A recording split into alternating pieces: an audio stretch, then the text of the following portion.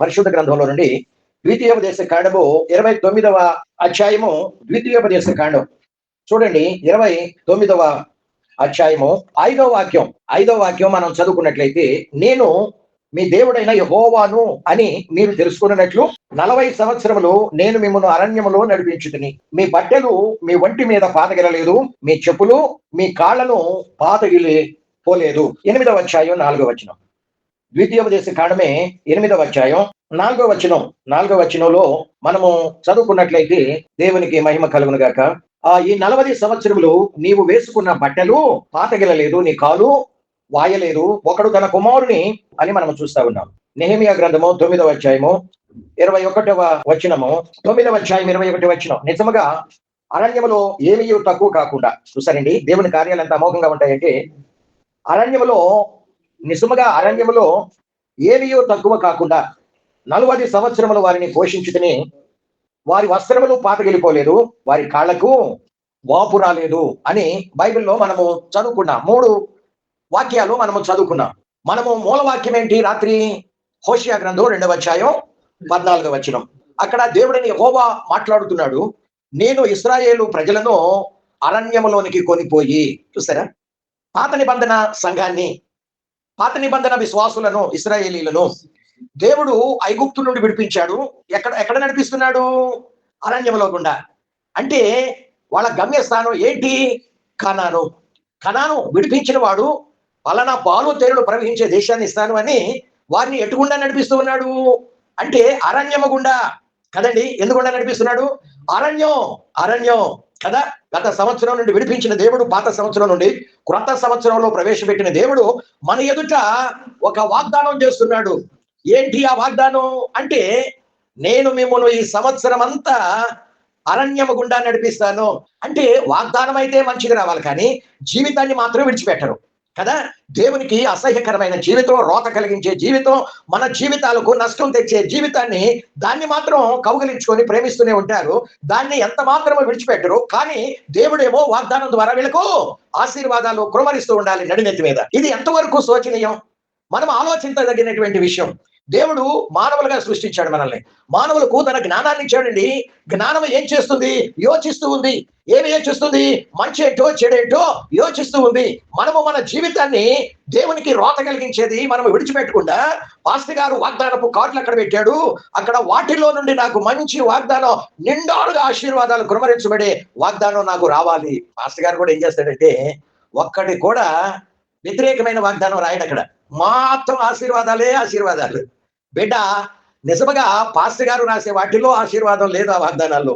ఈ రోజుల్లో చాలా మంది ఈ రోజు వాగ్దానం దేవుడికి ఇస్తున్నాడు అని యూట్యూబ్ లో పెడుతున్నారు. ప్రతి ఒక్కరు కూడా ఈ రోజు నీ వాగ్దానం ఇది అని అంటున్నారు, కానీ వాగ్దానం గురించి మాట్లాడటం లేదు. ఈ వాగ్దానం నీ స్వతంత్రించుకోవాలంటే, ఈ వాగ్దానం నీ సొంతం కావాలంటే నీవు చేయవలసినటువంటిది ఒకటి ఉంది. దేవుని వాక్యంలో వద్దన్నది మానాలి, చేయమన్నది చేయాలి. నీకు ఆ వాగ్దానం అక్కర్లేదు, ఆ కార్డు అక్కర్లేదు. బైబిల్లో ఉన్న వాగ్దానాలన్నీ కూడా నీ సొంతమే. దేవునికి మహిమ కలుగును గాక. నీకు స్వస్థత కలుగుతున్నదని వాగ్దానం వచ్చింది అంటే, ఈ రోజు నువ్వు దరిద్రతతో నువ్వు అలమటించాలా? తినటానికి లేదు. నువ్వు స్వస్థతతోనేనా? లేక నీకు తినటానికి ఈ రోజు ఇస్తానని వాగ్దానం వచ్చింది. నువ్వు అనారోగ్యతతో మూలగాల్చిందేనా?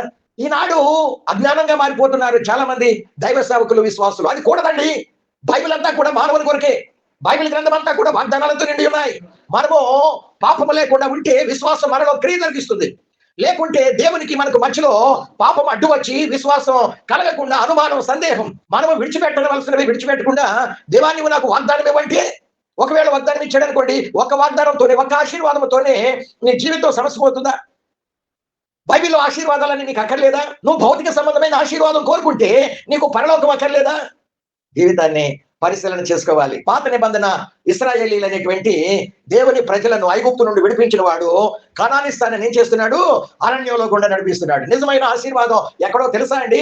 అరణ్యంలోనే నిజమైన ఆశీర్వాదం. దేవునికి మహిమ కలుగును గాక. నిజమైన ఆశీర్వాదం ఎక్కడుంది చెప్పండి? అరణ్యంలోనే. అరణ్యము వెలుపట నిజమైన ఆశీర్వాదం లేదు. అక్కడ ఏముంది చెప్పండి? మేము ఐగుప్తులో తిన్న వాటిని మాకు జ్ఞప్తికి వస్తున్నవి, మాకు అవి ఎవరిస్తారు? చూసారా? ఐగుప్తు అంటే లోకం, పాపం, శాపం కదా. లోకాన్ని కోరుకుంటుంది నేటి క్రైస్తవ్యం. లోకమును పాపాన్ని కోరుకుంటుంది, శరీర సంబంధమైన వాటిని కోరుకుంటున్నారు. కానీ ఆత్మ సంబంధంగా నేను గనక క్రీస్తును వెంబడించగలిగినట్లయితే, భౌతిక సంబంధముగా నాకు ఆరోగ్యం కావాలా, ఆశీర్వాదం కావాలా, వివాహం కావాలా, సంతానం కావాలా, ఏం కావాలి అవన్నీ దేవుడు నాకు ఇస్తాడు అన్నటువంటి ఆకాంక్ష పలువురిలో ఉండటం లేదు. 470 కోట్ల మంది ప్రజానీకం క్రైస్తవ్యం ఈనాడు దేవుని మందిరాల్లో అటెండ్ అవుతున్నారంటే దాంట్లో 98%, 98% భూ సంబంధమైన వాటి కొరకే ప్రాకులాడుతున్నారు, వెంపర్లాడుతున్నారు. వాళ్ళు మందిరాలకు కూడా వెళ్ళేది వాటి కొరకే. యేసయ్య ఏమన్నాడు చెప్పండి? ఆకాశ పక్షులను చూడండి, వాటిని పోషించిన దేవుడు మిమ్మల్ని పోషించడా? మీరు చింతించి జానండ మోరణ చేయలేరు కదా. కదండి, ఏం చేయమంటున్నాడు? మొదట నా నీతి రాజ్యాన్ని వెదకండి. దేవుని మహిమ కలుగును గాక. దేవుని బిడ్డలారా, ఒక సత్యాన్ని గనక నిజమైన విశ్వాసగా నువ్వు నేను గ్రహించినట్లయితే ఆశీర్వాదాలన్నీ మన సొంతమేనండి. ఆశీర్వాదాలన్నీ, ఉదాహరణకి లాజర్నే చూడండి, కింద పడ్డ రొట్టె ముక్కలు కుక్కలతో పాటు ఏరుకొని తిన్నాడు. ఆరోగ్యం ఉందంటారా? లేదు. మొత్తం గజ్జి ఉరుపులు కుక్కలు నాగుతూనే వచ్చి, అయినా కానీ ఆయన దృష్టి ఎక్కడ లేదు, ఆయన మనస్సు ఎక్కడ లేదు, ఆయన అంతరంగం ఎక్కడ లేదు. ఆయన ఆత్మ అంతా కూడా మనోనేత్రాలు వెలిగించబడినటువంటి వాడై నిత్యమైన మహిమాలోకం మీదనే ఉంచాడు. నేరుగా వెళ్ళాడు, అబ్రహాము రొమ్మున అనుకున్నాడు. అబ్రహాముతో ఈక్వల్ పొజిషన్. దేవునికి మహిమ కలుగును గాక. ఎంత చక్కని మాటలండి. ఈ చిన్ని గ్రంథం మనకు అర్థమయ్యే రీతిలో మన సొంత భాషలో దేవుడు మనకు తెలుగులోనే ఇచ్చాడు. ఈ భాష మనకు అర్థమయ్యే భాషలో దేవుడు చక్కగా మన ఎదుట నిలబడి మాట్లాడుతూ ఉంటే మంచి చెడులు వివేచించలేని అజ్ఞానులుగా మిగిలిపోతే దేవుడు అంటున్నాడు హోషేయ ప్రవక్త ద్వారా 4వ అధ్యాయం 6వ వచనంలో మాట్లాడుతున్నాడు. 1వ వచనంలో కూడా నా జనులు జ్ఞానం లేని వారై నశిస్తున్నారు అని ఆయన వాపోతూ ఉన్నట్లు మనం చూస్తూ ఉంటూ ఉన్నాం. పశువులంటే జ్ఞానం ఉండదు, జంతువులంటే జ్ఞానం ఉండదు, మృగాలు అంటే జ్ఞానం ఉండదు. కానీ దేవుడు అంటున్నాడు ఒక విధంగా ఈ మానవుల కంటే ఆ పశువులే నయ్యం, ఆ మృగాలే నయ్యం, అవి కొంచెం జ్ఞానం కలిగి ప్రవర్తిస్తున్నాయని యెషయా ప్రవక్త ద్వారా 1వ అధ్యాయం 2వ వచనం నుండి క్రింది భాగంలోకి చదవగలిగినట్లయితే ఆయన అంటున్నాడు, ఆకాశమా ఆలకించు, భూమి చెవియొగ్గు, నేను పిల్లలు పెంచి గొప్ప చేశాను, కానీ వారు నా మీదే తిరుగుబాటు చేస్తున్నారు. పాపిష్టి జనాంగమా, ఇదిగో చెరుపు చెయ్య పిల్లలారా, మీకు శ్రమ. గాడిదేమో తన సొంత తోటిని అది నేరుగా ఆసాం ఏం చేస్తాడు, దాని మీద పడుకుంటాడు, నిద్రపోతాడు. అది తీసుకుని వెళ్ళి గాడిద తన సొంత తోటి నెరుగుతుంది. ఎద్దు తన కామందును వేరే వాడు కనుక వెళ్ళినట్లయితే ఎదురుగా అది పొడిచిపెట్టేసింది. ఎద్దు తన కామందు నెరుగును, గాడిద తన సొంత తోటిని. నా ప్రజలు జ్ఞానం లేని వారు, పశుప్రాయులు, మీకు శ్రమ అని మాట్లాడుతున్నాడు. అంటే పశువులే కొంచెం నయము, కానీ ప్రజలు జ్ఞానం లేని వారై ఉంటున్నారు. దేవుడు మనకు అర్థమయ్యే రీతిలో ఇస్తున్నాడండి బైబిల్ గ్రంథం. అక్కడక్కడ అర్థం కాకపోతే దైవ సేవకులు ఇస్తున్నాడు, వాళ్ళ ద్వారా అందులో వ్రాయబడిన మాటలు మనకు తెలియజేస్తూ ఉన్నాడు. అయినప్పటికీ కూడా వివేచించలేని స్థితిలో, గ్రహించలేనటువంటి స్థితిలో ఈనాడు పనికి మాలిన నీచమైన, మనం చెప్పుకున్నాం పరలోక రాజ్యం పొలంలో దాచబడిన ధనం. వాడికి ఇల్లు ఉంది, వాడికి బంగారం ఉంది, ఎంతకాలం తింటాడండి? అది తిన్నాడే అనుకోండి, తుచ్చమైంది, తిని వాంతికి చేస్తే మొత్తం పోయేది. కానీ పరలోక రాజ్యం అనేది దాచబడిన ధన నిధులు, గుప్త నిధులు. శాశ్వతమైన దాన్ని కోరుకున్నాడు, అనిత్యమైన దాన్ని అమ్ముకున్నాడు, శాశ్వతమైన దాన్ని కొనుక్కున్నాడు. ఆ వ్యక్తి ఇంటికి వచ్చి తన సమస్తాన్ని అమ్మివేసి దాన్ని కొనుక్కున్నాడు. దేవునికి మహిమ కలుగును గాక. దేవుని బిడ్డలు ఈనాడు కూడా కోకొల్లలు ఉన్నారండి. ఈనాడు కోకొల్లలు ఉన్నారు. ఏంటి అంటే దేవుని కొరకు శ్రమ అనుభవించేవాడు, పరలోకాన్ని స్వంతం చేసుకోవాలని అడ్డుగా వచ్చిన శ్రమను లక్ష్య పెట్టకుండా కదండి, ఆ దేన్ని కూడా లక్ష్య పెట్టకుండా ప్రభులో సాగిపోతున్నటువంటి వారు ఉంటున్నారు కదా. అరణ్యము గొప్ప అనుభవాలు గుండా మనల్ని నడిపిస్తుంది దేవుని బిడ్డ. గొప్ప అనుభూతులు, గొప్ప అనుభవాలు. దేవునికి మనం చదువుకున్న వాక్యమే చూడండి, మనము చదువుకున్న 3 వాక్యాలైనా చూడండి. ఇశ్రాయేలీలను అరణ్యంలో కూడా నడిపిస్తూ ఉండగా మొట్టమొదటి అనుభవం ఏంటి? ఎటుకుండా నడిపించాడు? అరణ్యంలో కూడా నడిపిస్తుంటే వాళ్ళ వస్త్రములు పాతగిలలేదు, వాళ్ళ పాదరక్షలు పాతగిలలేదు, చెప్పులు పాతగిలలేదంటండి. పాత నిబంధన ఇశ్రాయేలీలో ఇచ్చిన అనుభవాలు క్రొత్త నిబంధనలో ఉన్న నూతన నిబంధన సంఘానికి కూడా దేవుడు అరణ్యంలో కూడా నడిపించి ఇట్టి ఆశీర్వాదాలు ఇవ్వాలని, ఇట్టి అనుభవాలు మన జీవితాల్లో అనుగ్రహించాలని దేవుడు నూతన సంవత్సరంలో ఆకాంక్షిస్తూ వచ్చి ఉన్నాడు. ఇట్టి నూతన అనుభవాలు మనము ఈ సంవత్సరం మాత్రమే కాదు, మన శ్వాస ఉన్నంత వరకు, పరలోకం చేరేంత వరకు మన వస్త్రాలు పాతకెళ్ళకూడదు, మన చెప్పులు పాతకెళ్ళకూడదని దేవుడు ఆకాంక్షిస్తూ ఉన్నట్లు మనము చూస్తూ ఉంటూ ఉన్నాం. దేవునికి మహిమ కలుగును గాక, దేవునికి మహిమ కలుగును గాక. 3 వాక్యాలలో కూడా పరిశుద్ధాత్మ దేవుడు అంటే ఫరోకు రెట్టింపు కల వచ్చింది. ఒకసారి కల వచ్చింది, కలవరపడ్డాడు, మరలా నిద్రపోయాడు. మరలా అదే కళ మరొక రూపంలో వచ్చినట్లు కంకులు వెన్నులు మొదటిసారి వచ్చాయి. పేలవంగా ఉన్న కంకులు వెన్నులు, మరి పుష్టిగా ఉన్న వెన్నులు కంకులు. అలానే బక్క చిక్కిన ఆవులు 7 ఆవులు, బలిసిన 7 ఆవులు. అంటే కల ఒక్కటే.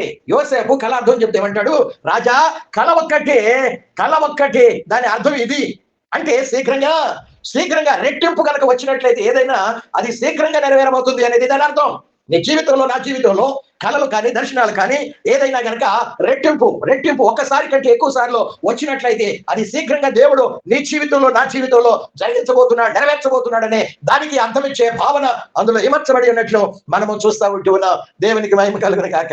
Praise the lord. దేవునికి స్తోత్రం. పరిశుద్ధ గ్రంథంలో దేవుడు మనకు 3 రిఫరెన్స్లు ఇచ్చాడు. ద్వితీయోపదేశకాండం 29:5లోను, ద్వితీయోపదేశకాండం 8:4లోను, నెహెమ్యా గ్రంథం 29 దేవుని బిడ్డలారా 9:21లోను 3 చోట్ల. అంటే నిజంగా ఈ సంవత్సరం మాత్రమే కాదు, దేవుడు గత సంవత్సరాలన్నింటిలో మన ముందు పెట్టని ఈ 3 రిఫరెన్స్ లో ఈ నూతన సంవత్సరం మొట్టమొదటి తేదీన మన ఎదుట పెడుతున్నాడంటే శీఘ్రంగా దేవుడు మనల్ని ఈ సంవత్సరం అంతా కూడా అరణ్య యాత్రలో కూడా నడిపించడానికి ఆయన పూనుకుంటున్నాడు, సిద్ధపడుతున్నాడు. కాబట్టి మన చేతిని ఏం చేయాలి? దేవుని చేతిలోకి ఇవ్వాలి. దేవుని చేతిని మనం పట్టుకోకూడదు. దేవుని చేతిని మనం పట్టుకుంటే మనం ఎప్పుడైనా కానీ మనం విడిచిపెట్టి వెళ్ళటానికి ఆస్కారం ఉంది. కావాలన్నప్పుడు పట్టుకోవటానికి, కావాలనుకున్నప్పుడు విడిచిపెట్టి వెళ్ళటానికి ఆస్కారం ఉంది. కానీ మనము దేవుని చేతులు పట్టుకునే కంటే మన చేతులు దేవుని చేతుల్లోకి ఇచ్చినట్లయితే దేవుని చేతిలో మన చెయ్యి ఉంటుంది కాబట్టి మనము కావాలనుకున్నప్పుడు విడిపించుకున్నా లేము. అప్పుడు దేవుడు అరణ్యములో మనల్ని నడిపిస్తూ ఉంటాడు. మనం చెప్పుకున్న రాత్రి పరమగీతాలు 8వ అధ్యాయం 5వ వాక్యంలో ఏమనంటే, అరణ్య యాత్రలో ఎవరి మీద చదువుకున్నాం ఆ మాట, తన ప్రియుని మీద ఆనుకొని వస్తున్న ఈమె యవతే. అంటే ఈమె అంటే స్త్రీ అంటే పాత నిబంధన ఇశ్రాయేలీలు, క్రొత్త నిబంధన సంఘమేమో ఎఫెసీ పత్రిక 5వ అధ్యాయం 27వ వచనంలో క్రీస్తుకు ప్రియురాలు భార్య కాబోతుంది, సిద్ధపడుతుంది. దానికోసం ఆయన కల్వరి శిలువలో రక్తం కాచి ప్రాణం పెట్టి కొన్నాడు. ప్రపంచమంతట్లో అబ్రహాము సంతతి అయిన ఇశ్రాయేలు జనాంగాన్ని పట్టుకొని దేవుడు మీరు నా సొత్తు, నా ప్రాపర్టీ అన్నాడు. అలాంటి వాళ్ళను విడిపించి అరణ్యంలో కూడా నడిపిస్తూ ఉంటే ఆమె ఎవరి మీద అనుకుందంటే, ఆ స్త్రీ ఎవరి మీద అనుకుందండి? యెహోవా దేవుని యొక్క భార్య ఎవరి మీద అనుకుంది అని మనము చూసినట్లయితే తన ప్రియుల మీద, నా ప్రియ యేసునిపై ఆనుకొని అరణ్య మార్గమున నడచుటయే ఆనంద జీవితము. అరణ్య మార్గమున నడచుటయే ఆనంద జీవితము. నా ప్రియ యేసునిపై ఆనుకొని. ఆ పాటలో ఆది మొదలుకొని అంతం వరకు ఎన్ని భావనలు ఉన్నాయో తెలుసా? మీరు ప్రార్థన తదనంతరం ఆ పాట అంతా కూడా మరలా ఎగైన్ అండ్ ఎగైన్ మీరు పాడుకుంటూ ధ్యానిస్తూ ఉంటే మీ ఆత్మ పొర్లి పొంగుతుంది. మీ ఆత్మ ఎక్కడ లేని నూతన అభిషేకం పొందుకుంటుంది, నూతన బలం పొందుకుంటుంది. దేవునిలో ప్రాణాత్మ దేహాలు తెప్పరిల్లుతూ ఉంటాయి, దేవునిలో ఆనందిస్తూ ఉంటాయి, గంతులు వేస్తూ ఉంటాయి. దేవునికి మహిమ కలుగును గాక. కదండి, ఎలిజబెత్ ఏమంటుంది? మరియా ఆమె గర్భంతో ఉన్నప్పుడు దేవదూత చెప్పిన మాటను బట్టి అరణ్యంలో ఉన్నప్పుడు ఎలిజబెత్ కుటుంబం ఆమెను దర్శించడానికి వచ్చినప్పుడు నిజముగా ఎలిజబెత్ ఏమంటుందో ఆ మాటలు మనం చూద్దాం. లూకాసు వార్తలో లూకాసు వార్త 1వ అధ్యాయము 43వ వచనంలో, నా ప్రభు తల్లి నా యొద్దకు వచ్చుట నాకెలాగూ ప్రాప్తించెను, ఇదిగో నీ శుభవచనమును నా చెవిని పడగానే నా గర్భములోని శిశువు ఆనందముతో గంతులు వేసిందంట. దేవునికి మహిమ కలుగును గాక. ఆమె గర్భములోని, అంటే ఎలిజబెత్ గర్భములో ఎవరున్నారు? బాప్తిస్మం ఇచ్చే యోహాను ఉన్నాడు. ఎప్పుడైతే మరియా శుభవచనాలు పలుకుతూ వచ్చిందో ఆమె మాటలు ఈమె చెవిని పడగానే అవి లోనికి పోయి ఆమె గర్భములో గంతులు వేసినట్లు. అంటే ఈ పాటను ఇప్పుడు మనం పాడుకున్న పల్లవిని ఆ ఆద్యాంతం మొదలుకొని చివరి వరకు మీరు ప్రార్థన తదనంతరం పాడుకుంటే మీ ఆత్మ ఎక్కడ లేని నూతన అభిషేకం పొందుకొని, నూతన బలం పొందుకొని మీ ఆత్మ ఏమవుతుంది చెప్పండి? గంతులు వేస్తా ఉంటది, ఆనందిస్తూ ఉంటది ఆత్మలో. కదండి, మన ప్రభు కూడా ఆత్మలో ఆనందించిన సందర్భాలు ఉన్నాయి. ఒక మాట మనము కొంచెం ప్రక్కకు తొలుగుతున్నాం, అయితే మనము కరెక్ట్ రూట్ లోనే ఉంటున్నాం. ఆత్మదేవుడు మనం నడిపిస్తున్నాడు కనుక మనం ప్రక్కకు తొలగటం కాదు. లూకాసు వార్త నేను అనుకుంటాను 10వ అధ్యాయమేమో అనుకుంటాను. లూకాసు వార్త 10వ అధ్యాయము 21 వచనం 10:21లో మనము చదువుకుంటే ఆ గడియలోని యేసు పరిశుద్ధాత్మ యందు బహుగా ఆనందించి, చూసారండి ఏం చేస్తున్నాడు యేసు కూడా ఆత్మలో ఆత్మలో ఏం చేస్తున్నాడు, ఆత్మలో ఆనందిస్తూ ఉన్నట్లు మనము చదువుకుంటా ఉన్నాం. దేవుని బిడ్డ, నువ్వు ఎంతగా దేవుని ధ్యానిస్తూ ఉంటావో, దేవుని లేఖనాలు ధ్యానిస్తూ ఉంటావో, దేవుని మంచితనాన్ని జ్ఞానిస్తూ ఉంటావో, దేవుని యొక్క ఆ శిలువ మరణాన్ని గురించి ధ్యానిస్తూ ఉంటావో, ఈ నేటి వరకు ఈ క్షణం వరకు లైవ్ కాకుండా నిలిచి ఉంటానికి కారణం ఎవరో దాన్ని కనుక ధ్యానిస్తూ ఉన్నట్లయితే నీ ఆత్మ అంతరంగము ఉప్పొంగుతూ ఉంటుంది, నీ ఆత్మ గంతులు వేస్తూ ఉంటుంది, నీ ఆత్మ నీకు తెలియకుండానే దేవుణ్ణి స్తుతిస్తూ ఉంటుంది. దేవునికి మహిమ కలుగును గాక. దేవుని స్తోత్ర. దేవుని బిడ్డలారా, ఈ సంవత్సరం గత సంవత్సరాలలో ఎన్నడూ కూడా మనకు తెలియచేయని దేవుని మాటలు ఈ సంవత్సరం మొదటి నెల మొదటి తేదీన దేవుడు ఏమని చెప్తున్నాడు, తెలియజేస్తున్నాడంటే, బిడ్డ ఈ క్షణం మొదలుకొని ఈ ఒక్క సంవత్సరం అంతా మాత్రమే కాదు, నీ శ్వాస ఉన్నంత వరకు, నిన్ను పరలోకానికి చేర్చేంత వరకు నిన్ను అరణ్యంలో కూడా నడిపిస్తాను. దేవుని స్తోత్రం. ఇదే మన వాగ్దానం. ఈ వాగ్దానాన్ని పట్టుకోండి. ఈ వాగ్దానాన్ని బట్టి నిరుత్సాహపడద్దు. ఈ అరణ్యము అనే మాట వినేసరికి మీలో నిరుత్సాహం రానియొద్దు. ఈ మాట వింటున్నప్పుడు ఆ శుభవచనం అన్నమాట. ఇది అరణ్యం అనేది పరిశుద్ధాత్మ దేవుడు ఉదయకాల సమయం మనకు తెలియజేస్తున్న ఈ శుభవచనం. ఇది శుభవచనం. ఇది బలహీన పరిచయ వచనం కాదు, మనల్ని ఆత్మలో అంతరంగంలో బలపరిచే వచనం. కాబట్టి మరియా ఎప్పుడైతే ఎలిజబెత్ దగ్గరకు వచ్చిందో, ఆమె శుభవచనాలు విన్నప్పుడు ఎలిజబెత్ అంటుంది, నా తల్లి నా ఎందుకు వచ్చుటయ్యేలా, నీ నోట నుండి వచ్చిన నీ శుభవచనాల్లో నా వినుట తోడగానే నా గర్భంలో ఉన్న శిశువు గంతులు, మన ఆత్మ గంతులు వేయాలంటే పైనున్న వాటిని వెతకాలి, పైనున్న వాటి మీద మనసు పెట్టాలి. దేవుడు చేసినటువంటి అనుభవాలు, ఆత్మీయ ఆశీర్వాదాల మీద మన మనసు పెట్టినట్లయితే దేవుడు మనకు వాగ్దానం చేశాడు. ఈ సంవత్సరం అంతా కాదు, మనము జీవితం అంతా ఈ వాగ్దానాన్ని పట్టుకొని, దేవా నీవు నన్ను అరణ్యంలో కూడా నన్ను నడిపిస్తున్నందుకై నీకు వందనాలయ్యా అని మనము నిండు మనస్సుతో కృతజ్ఞత కలిగి మనము దేవుని కనుక చెప్పగలిగినట్లయితే దేవుడు మన యందు ఆనందిస్తాడు. దేవుని బిడ్డలారా, అత్యధికమైన మేలులతో అరణ్యంలోనే సమృద్ధి ఉంది, అరణ్యంలోనే ఆశీర్వాదాలు ఉన్నాయి, అరణ్యంలోనే దీవెనలు ఉన్నాయి, అరణ్యంలోనే మనకు నెమ్మది సమాధానం ఉంది. అరణ్యం అనగానే భయపడవద్దు. జనరల్ గా అరణ్యం అనేసరికి కేకారణ్యం, బలురకసి చెట్లు, గాఢాంధకారం, కమ్మి చీకటి, పులులు, క్రూర మృగాలు, విష జంతువులు, తేళ్లు, ముళ్ళ తుప్పలు, ఇవే జ్ఞప్తికి వస్తాయి కదండి కదా. కానీ ఆత్మీయ అరణ్యం, దేవుడు మనల్ని నడిపించేవి ముళ్ళబాటను పూలబాటగా మలచగలడు. అరణ్యంలో ఏమైనా దొరికిందండి? అరణ్యంలో ఏమైనా దొరికిందా? 30 లక్షల మంది కావలానికి అబ్బా సరే, పరలోకంలో కావాల్సినంత మన్నా ఉంది, ప్రతిరోజు ఉదయాన్ని కురిపిస్తా ఉన్నాడు. కానీ మాంసం కావాలంటే ఎక్కడి నుండి తెచ్చివ్వగలడు? ఎన్ని పశువులు వధిస్తే తప్ప కదండి. కానీ సముద్రంలో ఉన్న పూరేడు పెట్టల్ని పరిశుద్ధాత్మ గాలి ద్వారా ఆయన వాళ్ళ పాళెంలోనికి, వాళ్ళ కాళ్ళ దగ్గరికి, వాళ్ళ సంఘంలోనికి తెచ్చి వ్రాల చేశాడు. వాళ్ళు మోకాండ్లు కంటే పైన వాళ్ళు మాంసంలో కూడా నడుస్తున్నారు. అంటే 2 మూరల ఎత్తు మాంసంలో కూడా నడిపిస్తున్నారు. అరణ్యంలో ఆశీర్వాదాలు నిజంగా వాళ్ళ జీవితం ఎంత ధన్యకరమైందండి. పాత నిబంధనలో విశ్వాసులు ఇశ్రాయేలీలైతే, క్రొత్త నిబంధన ఇశ్రాయేలీలను, మనము ఆత్మ సంబంధమైన ఇశ్రాయేలీలను దేవుడు ఈ సంవత్సరం మాత్రమే కాదు, ఈ సంవత్సరానికి మాత్రమే అని మీరు గిరిగిటి ఆ గీట్లో పెట్టుకోవద్దు. దేవుడు ఇంతవరకు నడిపించి ఆపేశాడు అనుకోండి, తర్వాత నుండి ఈ సంవత్సరం వరకే చాలు ప్రభు ఈ అరణ్యం, నెక్స్ట్ సంవత్సరం నుండి నాకు వద్దు అని కనుక మీరు చెప్పగలిగితే దేవుడు అంటాడు, ఓకే కుమారుడా, నీ ఇష్టమే కానిము, నా ఇష్టం కాదంటున్నావు కాబట్టి నీ ఇష్టమే కానిమని ఈ సంవత్సరం అంతా కూడా అరణ్యంలో నడిపించి డిసెంబర్ 31వ తారీఖున 12 గంటలకు ఆపేస్తాడు. ఆపేసినప్పుడు చివరికి మరలా 1వ తారీఖు వచ్చే సంవత్సరం నుండి నీ సొంత నడక, నీ సొంత ఆలోచన, నీ స్వబుద్ధి ఆధారం చేసుకొని నువ్వు నడిచినట్లయితే పూలబాట కూడా నీకు ముళ్ళబాటగానే, దేవుడు నడిపిస్తే ముళ్ళబాట పూలబాటగా ఉంటుంది. కానీ నీ సొంతంగా నువ్వు నడుచుకుంటే అది పూలబాట అయినా ముళ్ళబాట గాని. దేవుని నడిపింపు వేరు, మానవుల నడిపింపు వేరు కదండి. మానవ ఆలోచన వేరు, దేవుని ఆలోచన వేరు. దేవుడిని యెహోవా మాట్లాడుతున్నాడు. యెషయా గ్రంథం 55వ అధ్యాయము 7, 8, 6, 7 వచనాలు మాట్లాడుతున్నాడు. మీ తలంపులు నా తలంపుల కంటే, నా తలంపులు మీ తలంపులు వంటివి. ఆ తలంపులు భూమికి ఆకాశానికి ఎంత వ్యత్యాసం ఉందో, మీ తలంపులకు నా తలంపులకు అంత వ్యత్యాసం ఉందని మాట్లాడుతున్నాడు. ప్రతి విషయంలో దేవుని చేత మనం నడిపించబడాలి. దేవుడే మనకు దేవుడిగా ఉంటూ మనం చేయబట్టుకొని నడిపిస్తున్నట్లయితే నిజంగా ఎలా ఉంటుందో తెలుసా?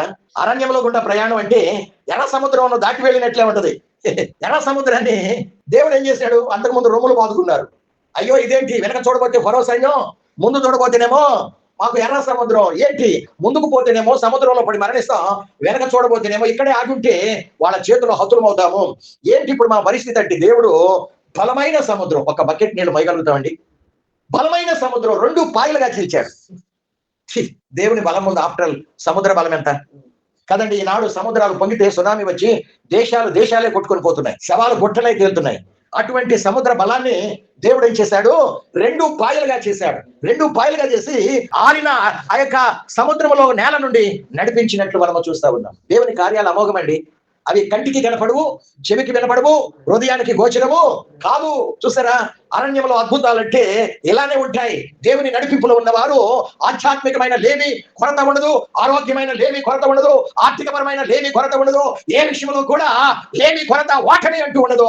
జయమే జయం, అన్ని విషయాలే మన జీవితంలో చోటు చేసుకుంటా ఉంటాయి. దేవునికి స్తోత్రం. అయితే మనం చేయవలసింది ఒకటి, దేవుడు ప్రామిస్ చేస్తున్నాడు, ఇది మొదలుకొని మీ చివరి శ్వాస వరకు, ప్రభు రాకడ వరకు నేను మిమ్మల్ని అరణ్యంలోనికి కొనిపోతా, అరణ్యము గుండా నడిపిస్తా. అయితే మనము చేయవలసింది ఏంటి అంటే, మన చెయ్యి తీసి ఆయన చేతిలో పెట్టడమే. మనము ఆయన నడిపింపుకు సణుక్కోకుండా గొణుక్కోకుండా ఇష్టపూర్వకముగా ఆయనకు మనము సమర్పించుకోవటమే, దేవునికి సమర్పించుకోవటమే. మనము చేయవలసింది అదే. దేవా, నన్ను నీకు అప్పగించుకుంటున్నాను, నన్ను నడిపించు చొక్కాని నీవే కదా. ఏం చేయాలి? మన చొక్కాని ఆయనే. నావలో మనం ఉన్నాం కదండి, మనల్ని నడిపించే నావికుడు ఆయనే. లేకుంటే సముద్రంలో నావ తుఫాను వచ్చినట్లయితే దారి తెలియకుండా అది ఎటో కొట్టుకొని పోతుంది. పౌలును రోమాకి నడిపిస్తున్నారు సహస్రాధిపతులు, అక్కడ చక్రవర్తులు నడిపిస్తుంటే, నేను కైసర్ దగ్గరే చెప్పుకుంటానంటే, సరే కైసర్ దగ్గరికి పొమ్మని చెప్పేసి కొంతమంది మిలిటరీ వాళ్ళని అప్పగించి ఆయనను తీసుకుని వెళ్తున్నారు. ఓడలో కూడా తీసుకుని వెళ్తే భయంకరమైన తుఫాను కొట్టింది ఓడ మీదకి, బ్రద్దలైపోవునంతగా. అది ఎక్కడ పోయి ఢీకొని బ్రద్దలవుతుందో అన్నంతగా భయపడ్డారు. అందులో ఉన్నటువంటి సమస్త సామాగ్రి కూడా బరువు అక్కడ దాంట్లో సముద్రంలో పడవేశారు. అంటే ఆ ఓడను తేలిక చేస్తే కొంచెం బాగుంటుందేమోనని. అయినా కానీ ఆగలేదు. చూసారా, అది ఎక్కడో పోయి కొట్టుకొని బ్రద్దలైపోయింది. అయినా కానీ దేవుడు పౌలు గారిని కాపాడాడు. అపోస్తుల కార్యం 21వ అధ్యాయం ఈ విషయాలన్నీ కూడా మనకు కనబడుతూ ఉంటాయి. దేవునికి మహిమ కలిగిన. అంటే దేవునికి అప్పగించుకోకుండా మన సొంత నడక గనక నడిచినట్లయితే, మన స్వబుద్ధిని ఆధారం చేసుకొని నడిస్తే, అది చుక్కాని అంటే నావికుడు లేని నావ వలె ఉంటది, చుక్కాని లేని చూస్తారా. కాబట్టి దేవుని బిడ్డలారా, మనల్ని మనం ప్రభువుకు అప్పగించి తలలు వంచుదాం దేవుని సన్నిధానంలో.